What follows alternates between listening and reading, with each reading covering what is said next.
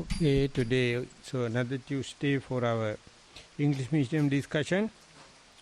As I mentioned in the beginning of the last hour also, today is a rainy day and therefore there may be some weak signals, but last hour we managed some or the other. So we are going to start with the point where we stopped last time in Attaka Vagga, third sutta, Suddattaka Sutta, I hope. Next one, Suddattaka Sutta. And before going into the formal presentation, if someone is having any other timely issue or any other report, we'll take few minutes and then wish to go to the formal discussion, please. Avasrai Bhante, we have one report today. With your permission, I'd like to present that. This report is from Hasini. Dear Bhante, I am 14 years old and have been meditating for 2.5 years. This is my experience. Please advise me. I have been meditating more often and find myself in a just being state in my everyday life, even when I am not meditating. In this state, the mind is empty, but the body is still functioning, and I do not feel anything. There are times I am brought out by an overwhelming emotion like anger, for example. However, other times, for example, when my mom tells me to do something, I argue with no emotion. I do not feel anger towards her. In fact, I don't feel anything. I don't emotionally attach myself to words I say during the argument. Even though I don't feel anything, and it would be better if I keep my mouth shut and just do what I still argue because my ego is very big. When I argue with emotion, I'm not aware of my ego. But now when I argue, I do not feel anger or frustration, and my awareness is on my ego. Thero and Nissarana. Hasini. That's the end of the report, Bhante. So the understanding ego is a very bright idea, but it is not always sweet in taste. It may be sour, it may be astringent, and specifically when it is interacting with someone. And ego is not only in an interaction with someone, even within yourself also there, but it will be very dramatic, it will be very eventful when a second person is involved.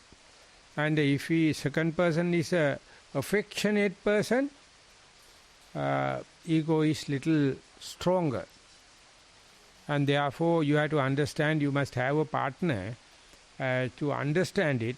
So sometimes partner may get a wrong idea. You may be learning, of course. Learning happen at a cost. So therefore you have to share with the partner, telling that when I am talking like this, appear like maybe I am talking with harshness or talking with affection, but please understand me, I am learning.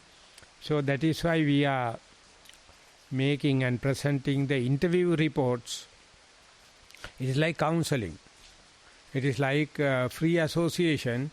You just express yourself maybe to me or someone, so that therefore you justify your mentality, but your partner, mother or father or someone, so occasionally you have to tell them, I am sorry if I have hurt you, because my intention was not, I am usually at the peace, but whenever you are telling me, it appears like interfering into my life, so therefore I have a natural reaction, but it is not beginning, the middle and the end, I am not malice. So I can share with you, please bear it up with me like. So that is the decent language, that is the civilized way we are doing. So therefore, even though you have your own internal justification, please do the just for the other partner, other person in the dialogue, person or a group. And these things little costly. That is why people get misunderstanding in friendships and the marriages and kind of thing. You justify yourself because you are at peace, your mind is at nothingness. But whenever someone is interfering, the reaction can happen. So therefore second person is necessary, interaction is necessary for you to understand self. So halfway you have to have confession, you have to have talking with other person. You have to just tell when she was in a peace and calm, Mother, can I talk to you? I have something to tell you, because often I am fighting with you, but please mind you that I am not malice with you, but this is my way. It's gainful because I am learning my ego. Like at the age 14, it's a transitional period for a girl. You are about to attend to your higher ages, and therefore chemical body, physical body and social, emotional things are a little aggressive. It may be different from a boy, and impact basically is with the mother. So therefore, you are meditator, please take a time and just talk with the mother, sitting on her lap and telling this is what happened, and she will be really appreciating. But even if you are telling your mother or not, I appreciate you, because now you have a door to express yourself. So I welcome your report. Please continue. And internal balance, if it is going wrong, after telling something to the mother or something like that, take refuge of your primary object. But if the external balance is upset, you have to just talk. You have to have a rapport. You have to have a dialogue. And this is how you have to continue. That is my remark. Thank you so much, Bhante. That's the end of the report. That's okay. Thank you. Thank you, Swaminatha. You had mentioned sutta that I could look at, the Sabba. Yes, so I've been looking at that, and I was wondering, you wanted me to present something about that. I think you mentioned for this medium.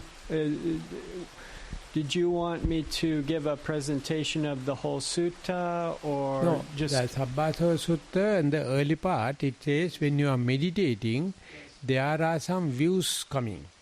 And that view indicates that you are progressing, but there should some pruning. You have to remove some branches and make the healthy frame. So unless otherwise you are meditating, your views will not come out. They will not express.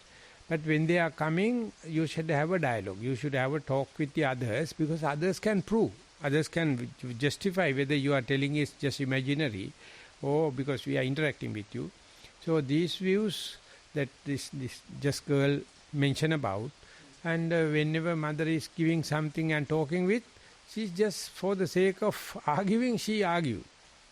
But that argue may be self-centered or nihilism-centered. And one thing from self to nihilism pathway, some to self pathway, something from nihilism to self pathway. These are the 5. So these things, this is the specifically thing I just wanted to specialize.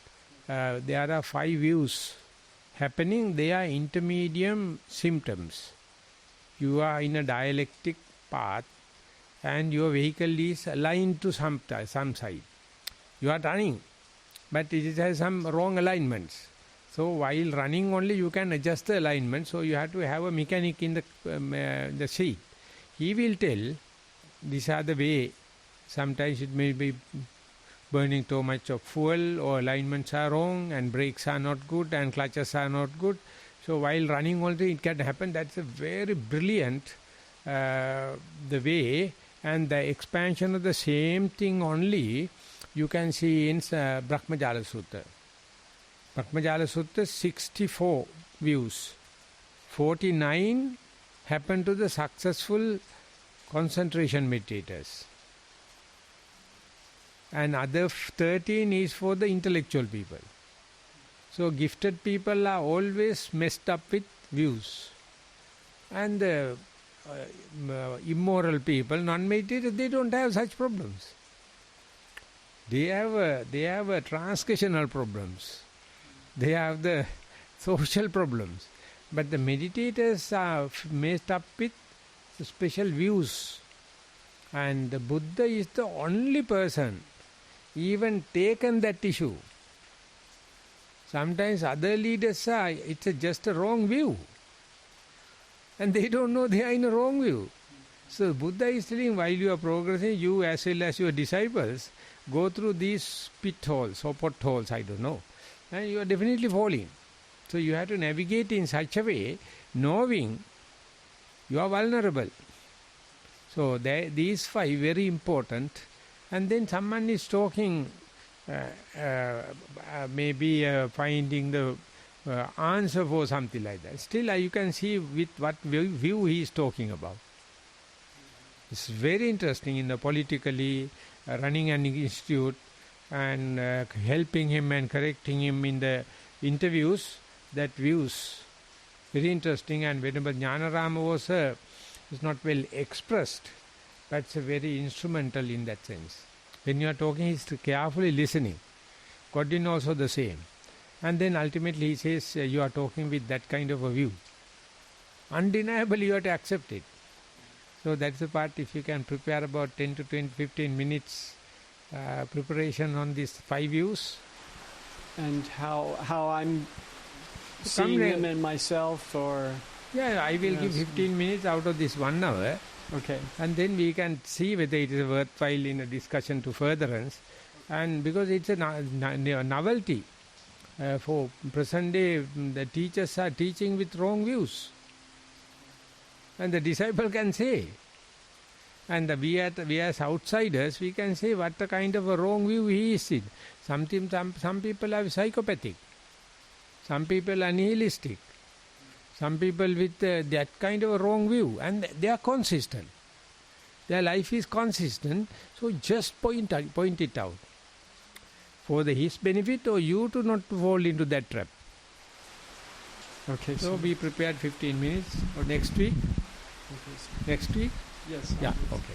Thank you. So now I am inviting Venerable Buddha Rakkhita to lead the discussion with the new sutta. So we'll continue again from this octet on the pure, the Sutta. So I'm going to just repeat the last verse we treated last week and then continue on. Having abandoned the former, attached to another, carried along by impulse, they do not cross the tie.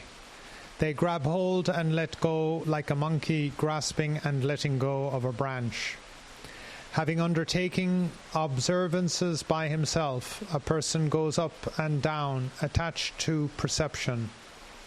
By having realized the Dhamma with knowledge, the wise one, broad in wisdom, does not go up and down.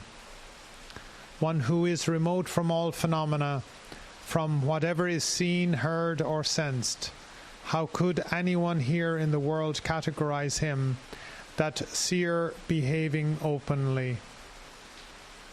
So again, just repeating that last verse, also because it's a one that really strikes very potently an image in my mind.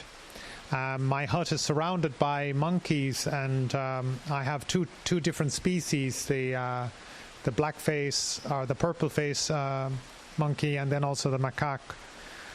And they spend the day going from branch to branch, grasping hold of one branch and then letting go to grasp a new branch.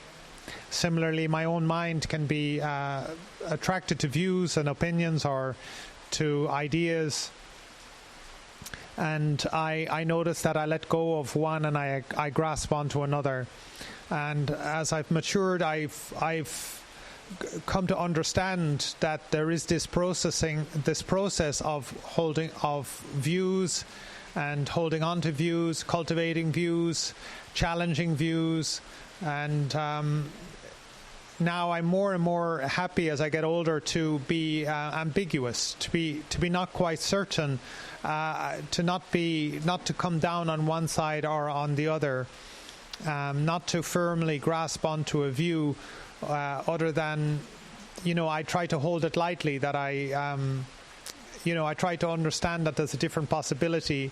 And so when I meet people who have a different view to mine, or rather than just say bickering or arguing with them, I appreciate that this is a different perspective, and that I'm curious to know why does this person have this view, or this this view, and what's informing it, what's driving it, and what are my own preferences around a view. What are my own conditioning factors into why I favor one view over another view. And in this way I start to have more and more mastery over views. I can hold contradictory views, I can let go of views, I can change my view, and it becomes quite a playful thing to see the different views. And sometimes when I have discussions now with people, rather than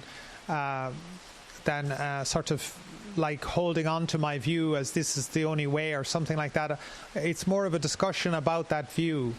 I'm more distant from my own view, and I'm curious about it. I'm trying to learn and be informed about this process of views.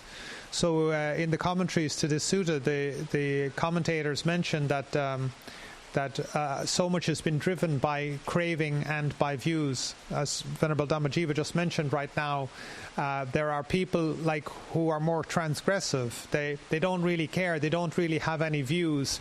They're just going to be driven by their cravings, while other people can be more principled and more attached to views, and they're not really driven by cravings, but they are driven by their views.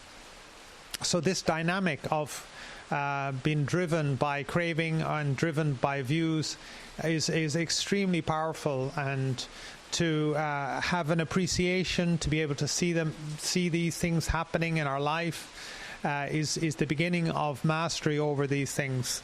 And if we have curiosity and interest in these processes of grasping on, or as they say, they grab hold and let go, like a monkey grasping and letting go of a branch, then we've come to a very powerful awareness of a very powerful process that's going on in our life. So the expression in English is actually to entertain a view. So if we can have that, I try to keep that in my mind, that I try to entertain a view, and that it may be entertaining, and not to be taken too seriously, and not to be too dogmatic about whatever view that I have, and that maybe we should really aspire for freedom from views. That doesn't mean to say that we should have no view and be like a doormat or something like that, or be clueless, or be uninformed, or be there is right view. And in fact, notably, the Eightfold Noble Path begins with right view and right attitude, sama ditti, sama sankappa. So having undertaken observances by himself, a person goes up and down attached to perception. So again, it's very notable that in attainment of sotapanna or so on, that one gives up observances or attachment to observances. So this again, propensity of people to be attached, to undertake observances, is again a very fundamental aspect of the human, or of any being's makeup. That we like observances, we like habituation, and we take up these patterns, and as he says here, a person goes up and down attached to perception. So these observances affect how we see the world. So these observances can be embodiments of a view. Like we may have rituals, we may have sort of various practices, if you look at a lot of institutions, they have observances that get codified, and they reflect an underlying view held by that institution. But having realized the Dhamma with knowledge, the wise one, broad in wisdom, does not go up and down. So broad in wisdom here, again, we very much appreciate people who are wealthy, who are learned, but it is the wise one who is broad in wisdom, who has the wealth of wisdom, that does not go up and down. So we can be rich and still tied to observances. We can be very learned and we can be tied to observances. But it is the wise who are not tied to these observances. They are not attached to their perceptions. They're not attached to their views. These things serve those people because they choose wisely what is appropriate for this situation that they're in at the present time and moment. So they're not stuck going up and down. They're not in a groove. They're not in a rut. So one is remote from all phenomena, from whatever is seen, heard, or sensed. How could anyone here in the world categorize him, that seer, behaving openly? So one of the meanings given to the word arahant is nothing to hide. So a seer behaves openly means they have nothing to hide, whereas people who, are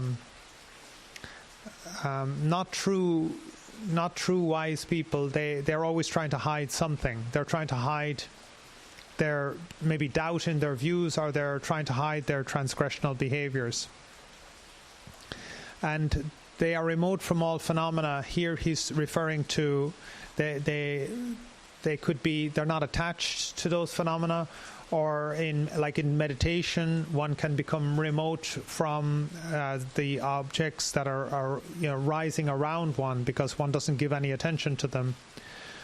So here he is referring to from what all phenomena being what is seen, heard, or sensed. So as one, particularly in samatha, develops samatha, then one becomes remote from all these sense objects, because one has taken up the mental object internally. How could anyone here in the world categorize him? So this categorization is referring back to conceit. I am better than, I am equal to, or I am inferior to. Whereas we are in fact all individuals, we are all different.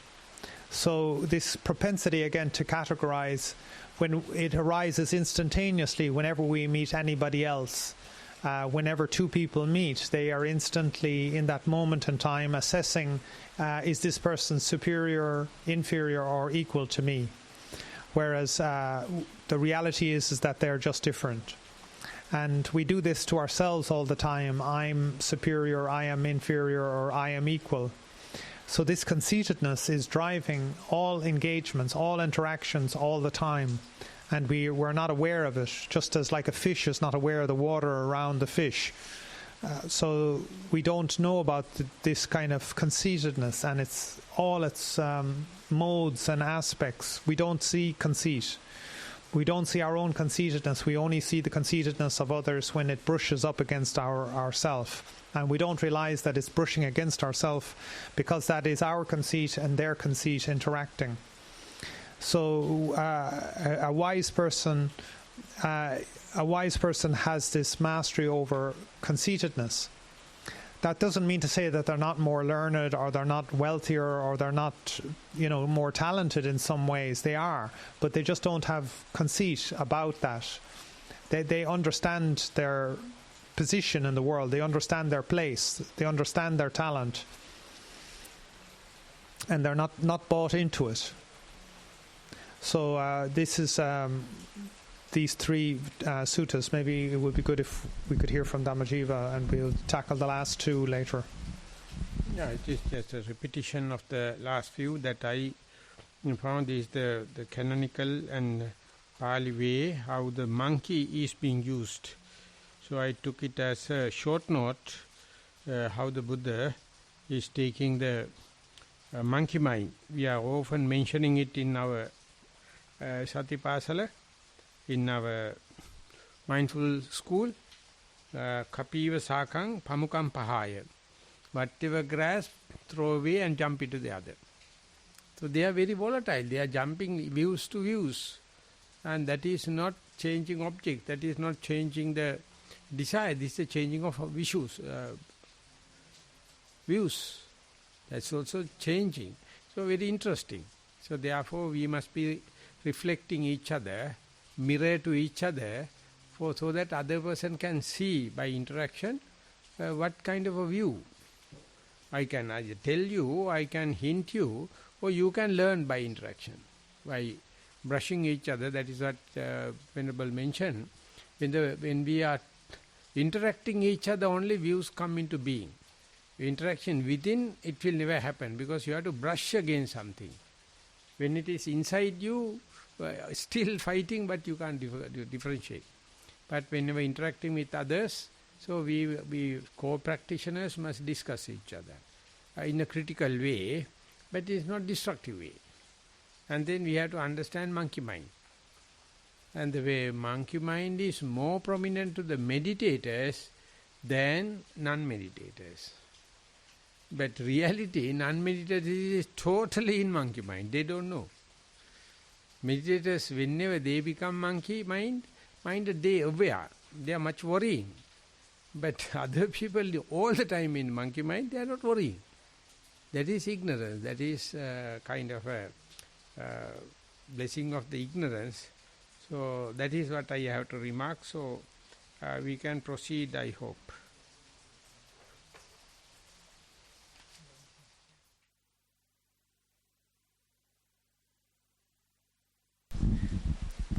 So the last two verses in this sutta, they do not construct, they have no preferences, they do not assert. This is ultimate purity. Having loosened the knot of grasping that had been tied, they do not form desires for anything in the world. For a Brahman who has transcended the boundary, who has known and seen, nothing is tightly grasped, not excited by lust or attached to dispassion. He does not grasp anything here as supreme. So they do not construct is like they do not construct views, for instance.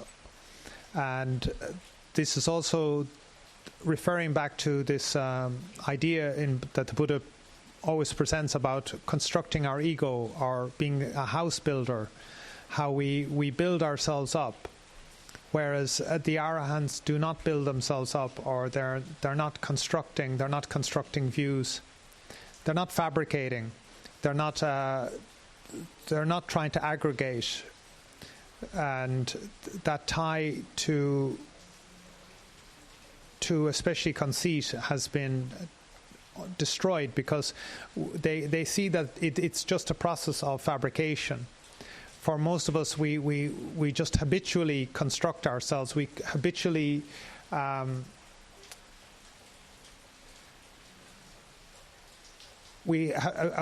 have this conceitedness. I am this, I am that, I am better than this, I am better than that, I am inferior to this, I am inferior to that. And it's very related to this emotion of shame. So when we become familiar with the emotion of shame, then shame, rather than just paralyzing us and sort of making us subordinate to somebody who shames us, we become free from that shame, and it becomes informative, like a friend saying to us that this person is very conceited, and we appreciate, okay, this person is putting me down, this person is shaming me, and it's because of this propensity that I have and that they have to construct, that we always need to assert who is superior or who is inferior, so that they do not construct means not that they're like a robot or something like that, that they don't feel things. Instead, they are informed by their feelings, so that they're not overwhelmed by their own conceit or the conceit of others. And they don't have preferences. Again, they don't have a preference to be greater than or inferior to or equal to somebody else. Like when we say I am equal, it's a denial that we're in fact all different. We're not equal. We're different. So even twins, for instance, can be as similar as possible in the world, but yet they are each different to each other, and they have their own preferences. So when we construct and when we have preferences, we're in denial of the reality of who we are and who other people are. So they do not assert this is ultimate purity. So in this sutta, again, if we go back to the origin story, it was about a person born with this like a moonlight almost glowing from their chest. So other people took this as a sign of ultimate purity. So they do not assert, means like here, they don't go around saying, oh, this is ultimate purity, because in reality, purity is a mental phenomena. It's not a physical phenomena. I mean, we're not talking about physical hygiene here. We're talking about mental hygiene. And so this is ultimate purity. Having loosened the knot of grasping that has been tied, they do not form desires for anything in the world. So this knot of grasping that has been tied, again, is a very powerful image of how you would tie together the reeds, for instance, to make a boat, to make a canoe, to cross the river, to cross the floods. So once we cross the flood of suffering, then we put down the canoe or the boat that brought us across. And this, again, this idea of how the personality is formed, is tied together. And these words like we use in Buddhism, like aggregate or sankhara, something that is just loosely tied together. So when we untie this grasping that ties us together, again, this is tanha. So tanha is our like grasping nature. This is quite fundamental to all beings, is this grasping quality. It's only through enlightenment that one ceases to grasp, especially for things like rebirth or the desire not to be reborn or existence itself. So to not have this grasping is a very profound quality to uproot. They do not form desires for anything in the world. They don't desire anything in the world because they see it as fundamentally not worth holding on to. And they do not form desires is a freedom from desire, whereas most people seek freedom of desire. So they wish to be rich and they wish to have whatever they want, whatever they grasp onto, whereas the Arahant has a freedom from desire. In other words, they're not beholding. They're not attracted nor repelled for anything in this world. So as I mentioned earlier on, this sutta is particularly tackling this aspect of craving and views, and how craving and views are driving us through rebirth after rebirth, and they're driving us into what he calls construction of ego, construction of preferences, construction of desires. And it's this opposite force of freedom from construction, freedom from preferences, freedom from desires, that is the way out of liberation. And when we do this, then the knot, or the like tying together of these different aspects of our personality or identity, start to loosen. So we're not rigid, we're not fixed, we don't have to be something in particular, like I am better than, I am equal to, or I am inferior to you. So for a Brahman who has transcended the boundary, who has known and seen, nothing is tightly grasped, not excited by lust or attached to dispassion. He does not grasp anything here as supreme. So this Brahman he's referring to here is the Buddha is talking about the true Brahman. This is the Arahant again. It's not a Brahman by birth or by practices like these, as he mentioned earlier, observances, or a Brahman as one who goes up and down attached to certain perceptions. This isn't the Brahman he's talking about. He's talking about the fully enlightened Arahant who has transcended the boundary. We all have boundaries, and we need to understand our boundaries, clearly. And to transcend the boundary doesn't mean destroy the boundary or remove it, but not be as such framed or tied to that boundary, to that identity, to that personality, to that sort of act of being this person. So they're more free and light and like easygoing in a way, because they're not tied to I am this and I am that, I am inferior, I am superior. They're not. They have transcended the boundary of ego, the boundary of what it is to be this self. Who has known and seen? Again, this is the key to wisdom itself. Who has known and seen, and what have they ultimately known and seen are these enlightenment, these insights that bring us to the true, genuine knowing and seeing. Nothing is tightly grasped. So once we truly know and see, then nothing is tightly grasped. I mean, especially these grasped into the two ways here of craving or grasped by views. Not excited by lust or attached to dispassion. Again, here the Buddha is repeatedly bringing us back to what he would call the middle way.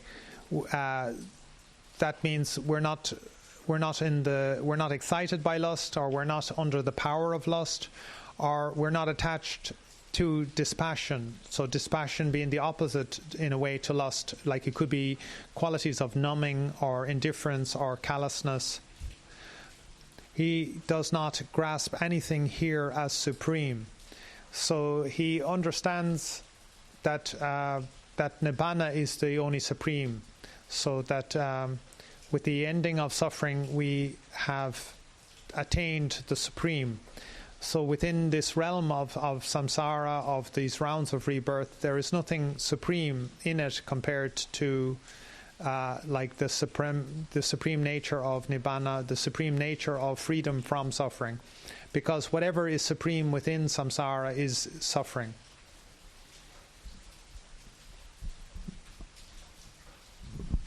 Yeah, I did the last first. You are referring to now.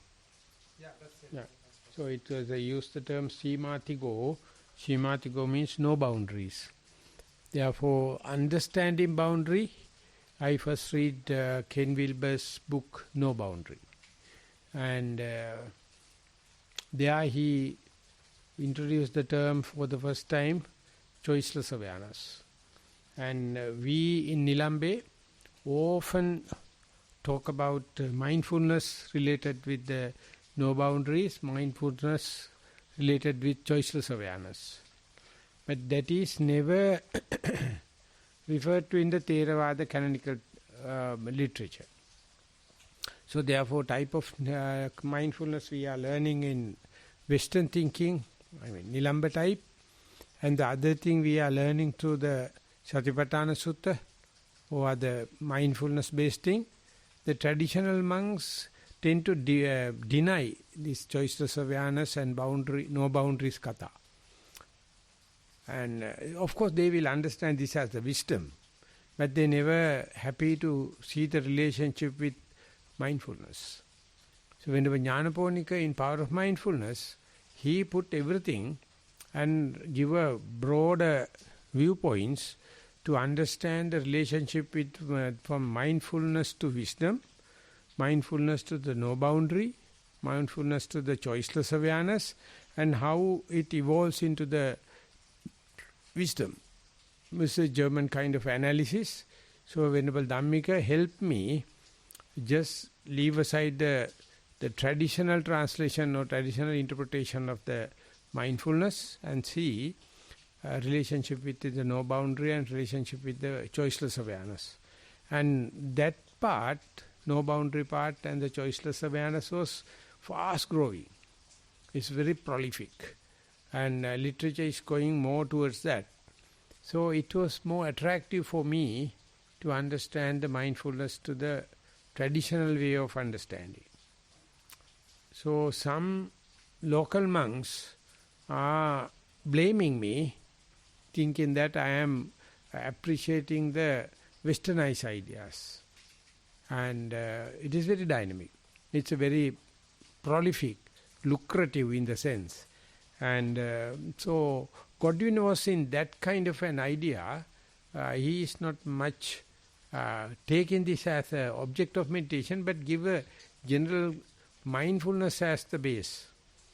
Now it is going to multidimensional mindfulness to the climatic changes, mindfulness to the healing, mindfulness to the preventative, and wherever it goes, these boundaries become, formal education means learning boundaries, computer science means learning boundaries, fixing boundaries, that is called delimitation.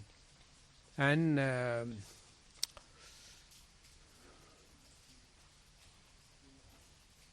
in Vipassana also you have to start understanding the mind and matter. Namaruddha Paricheda Jnana.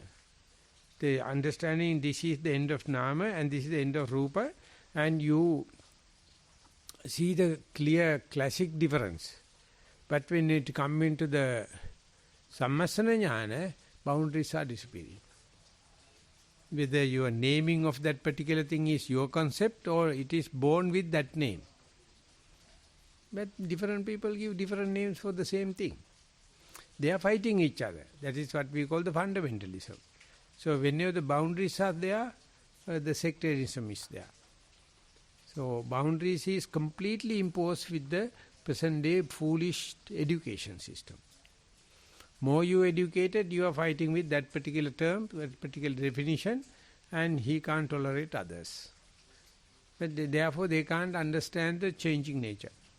So this is indica Simatiko Brahmano Tasanakanati.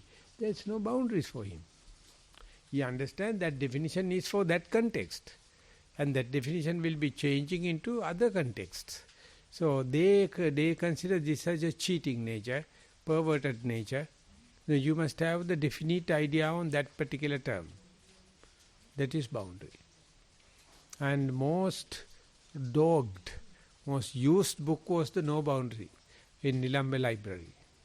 So later I got my own copy, and later I found that Ken Wilber is now giving interviews in the YouTubes, understanding integral development, horizontal development, all the kind of thing. So some others say they are just mental proliferation, not meditation. But a person like me, born in Eastern countries and learning from the Venerable Jnanaponika how to understand mindfulness in the present context, in the contemporary context, for that no boundary was very interesting. And it is highly related with wrong views. The person who is having stereotype views, they have boundaries. And they are talking with their own frame. So what I am telling is, just please, at the beginning of your talk, give the definition of your boundaries, definition of your theory, definition of your matter. They are easy to understand. And the Venerable Dhammika mentioned was that you have to understand your frame and my frame, and then we can constructively argue, discuss. But I am going to disprove it. That means we are making enemy. So we have to understand the boundary. And the last sutta ending up with, Duttataka Sutta ending up with, Adosiso Ditta Mideva Sabbanti, translated, the Arahant is getting rid of all the views. there is no Sammaditthi. He is beyond Sammaditthi also. Any Ditti is Micchaditti. We are holding any Ditti, Micchaditti. So Sammaditthi is no Ditti.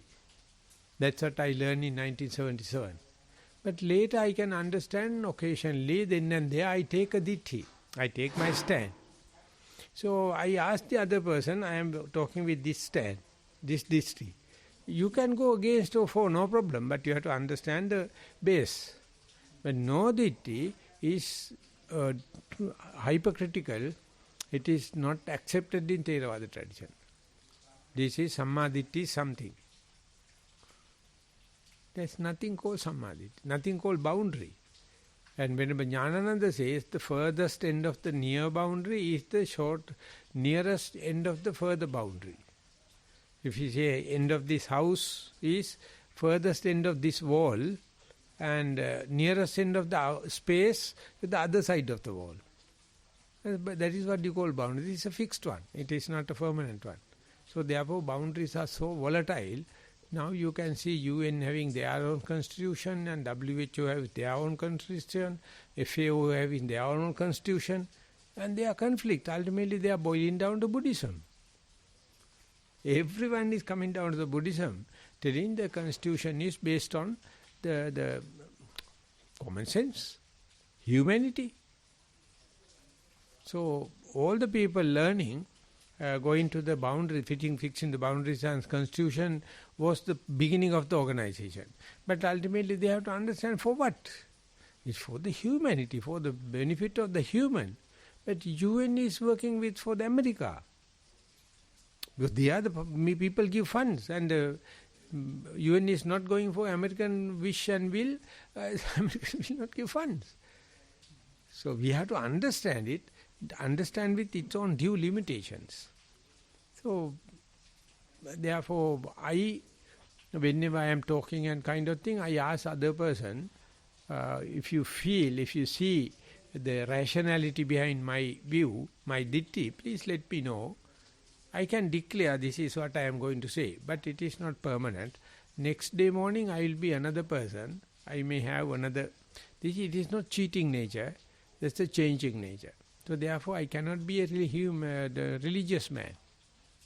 Religious man must have some kind of dogmas. With these dogmas only he can run the religious temple. Other people can't because they are changing the view. So Buddhism can accommodate any other religion. Other religions can't because they say this is the truth, rest is wrong. Buddha says this is the worst view. If someone says idameva saccam mogamanya and idan sacca binivesa, that my truth is the truth, please avoid that man. No, because so that is what I don't know what is the present way and viewpoint of Venerable Dhammika, but at that time Nilambi was highly boiling pot. Everyone is coming from different views and they are in their views, and for me 20s and 30s it was completely new. And now only I find the Buddha words. Here the Buddha says Simati go, beyond limits. So they are considered as completely crux of the teaching of the Buddha, Attakavagga. Many people don't take it as for the discussion because they can't take a stand. Whatever the stand you take, you are wrong. So Simatiko, Brahmano tassa natti bhuri prajna rahatteme chaturida kalesima ikma uyeya. He has gone beyond all the limits. And no iniditi. He find pros and cons of each and every ditti. So ultimately he take no ditti. But you can say no ditti is ditti. And the Nissarana Maharaj, he was a BD business.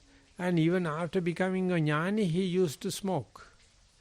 So one was a devoted Hindu came and says, Jnani, why you can't give up smoking? You are talking us and everything. And he says, good that you can understand I am a smoker. Can you give up non-smoking? No, never.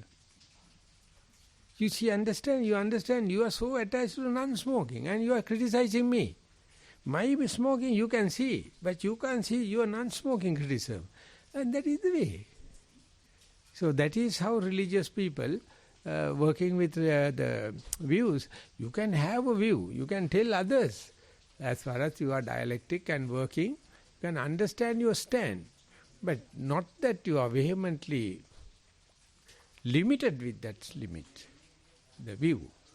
So that is why the discussion is completely new thing. In the atheism there cannot be discussion because everything is in the holy book. Nothing to discuss and shape. But the Buddhism, the Buddha says everything you must accept after the discussion and debate, don't accept as a dogma. So that I appreciate Nilambe atmosphere. All the people come to Nilambe is appreciating we can talk openly. So I thought I will never be a good monk. Because monk must have his own view, his own dogma. But Nissarana is not. Nissarana is accommodating all the kind of thing. So even with corona, even with economic recession, we still thrive because of that dynamism. That's my remark.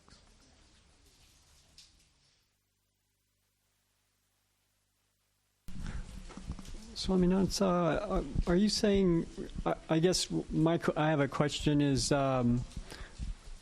Buddhism trying to, it seems to me like we should give up eventually, if we're an arahant, end of the path, we've given up all views. Are we trying to cultivate the practice of non-views now and gradually work towards the giving up of all views, clinging to a self and so forth? So, ultimatum or absolute no views, and relatively you are already you have given up certain views so far. If you know that much, you are on the way. Absolute giving up happened at the end of the Arahant, at the Maha Parinirvana. Death of the Arahant in the common sense. Till that you have 6 senses, so that you have traces. But the amount, the percentage you have given up so far, you never appreciate it. More soon you appreciate, you are a positive thinker. Because all your friends and all your other family members, they are full of views. They are never ready to give up, and they have not given up. But we are certainly a fair amount. We are given up, so we are happy. So far, so good. And that part is what the Buddha says, talk about that with the positive thinking. That is, talk with that positive terminology. Because after 2,600 years, you can see how prolific the other views. They have campaign, they have missionaries. But we are not. Even the Buddhism, we are not. We are radical. So therefore what we already achieved, that I can't, it is unbelievably encouraging how young children practice mindfulness. And how they express themselves. They don't know views, but their expressions are so light, like butterflies. You can't mislead them. You can't mislead them because they are so innocent. They are full of humanity. But educationists are killing them. So I'm so happy, no classrooms now. No classrooms. Then when I go to Kaduwela, all children come running and they are jumping to the river and making tools and all the kind of thing. One mother came and told the monks, when they are coming and playing, why don't you teach them something?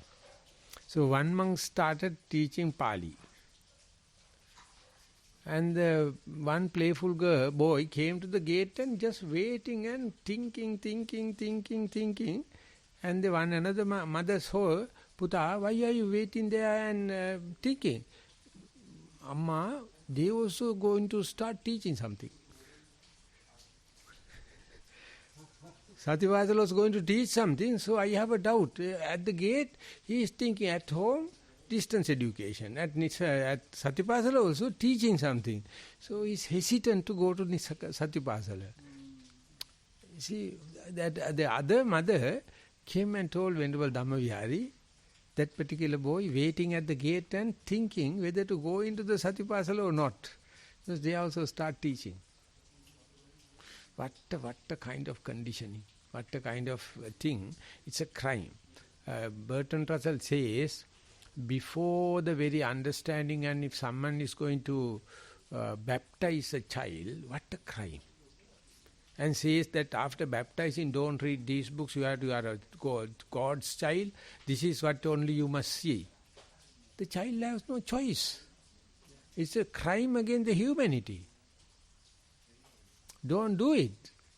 Let the child grow. Give the nutriments, but don't give conditioning. Don't give boundaries. Just go. But parents can't do it. I don't have children, therefore I am not belongs to the parents. I can play with them. And the parents always think I have to teach something. Then finished. His the playfulness, boisterous, they lost. And they really understand the freedom. That means no view. So we have to be like a children. We have to sit below them and listen, look up them and ask them rather than teaching. Hey puta, hey do, what you can, what is your wish? What can we do? They play. And in America, there are a lot of children. They never go to schools, house learning or home learning.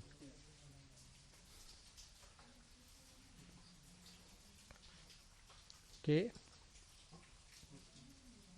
So rather than starting another sutta, that is the end of the Suddhattaka Sutta.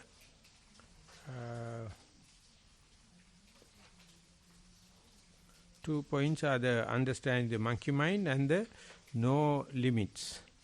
They are some kind of a gist of this sutta, and it is basically due to the person who is having the glowing chest.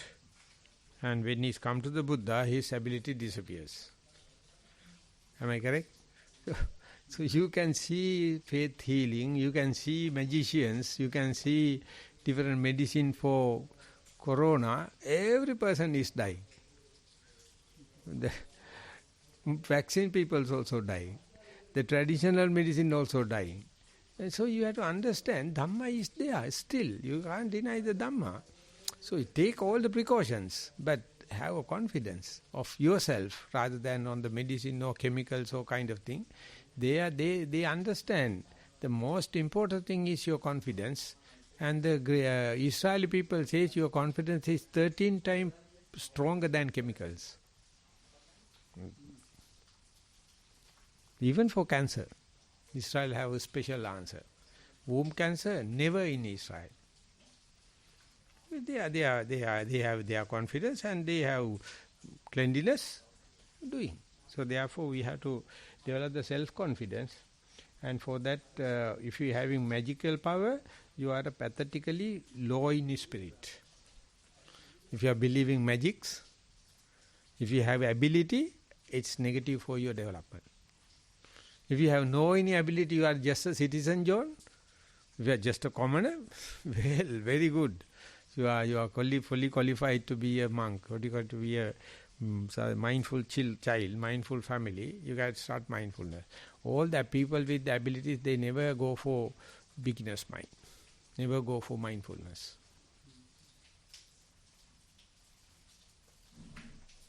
Okay, we are going to end the session, and next day we will start with the Suddhattaka Sutta. Suddhattaka is finished. Yes. So we are going to go to the Paramatta Sutta, Paramattaka Sutta. So earlier I was thinking why it is called Attaka Vagga. Now only I see because many suttas are ending up with 8 verses, but towards the end that is also, that ditti also gone. Yes. Okay. Thank you very much for the participation. Khamami Khamitabbam.